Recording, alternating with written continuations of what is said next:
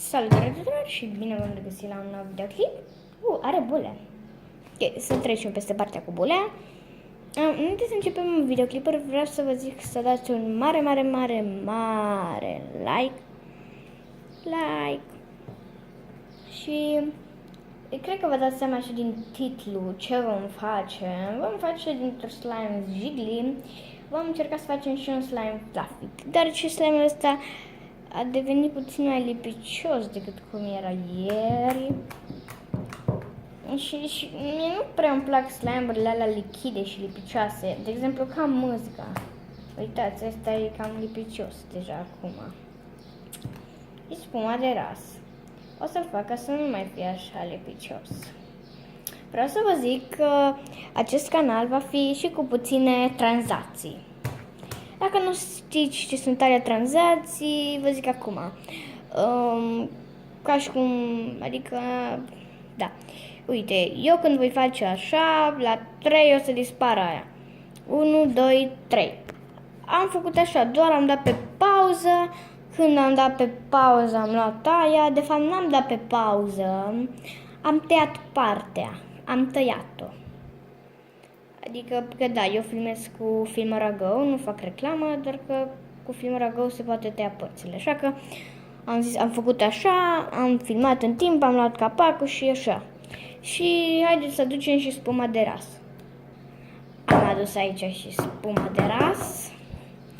Și am să adăugăm.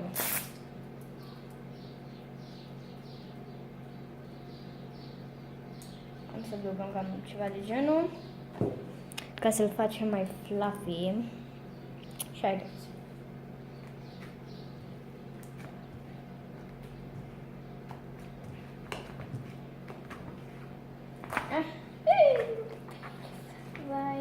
Vai de mine ce am făcut aici.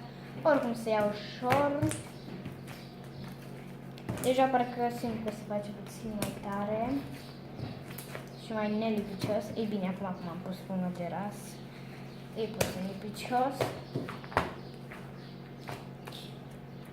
Vai, ce tare se simte, deci da. Revin. Ok, acum a devenit un fel de fluffy slime. Un fel de fluffy slime. A devenit așa. Dacă și voi aveți astfel de probleme, puteți pune spumă de ras și gel de ras. Eu am folosit spumă de ras. Stai să spun aici. Așa. Și mere cu spumă de ras, dar și cu gel de ras. Și cu gel de ras mere. Ei bine, deci cam atâta cu acest clip. Nu uitați de like și să scrieți jos în comentarii ce fel de slime-uri vreți să fac. Ok. Ne mai jucăm puțin cu el și după aia închid episodul.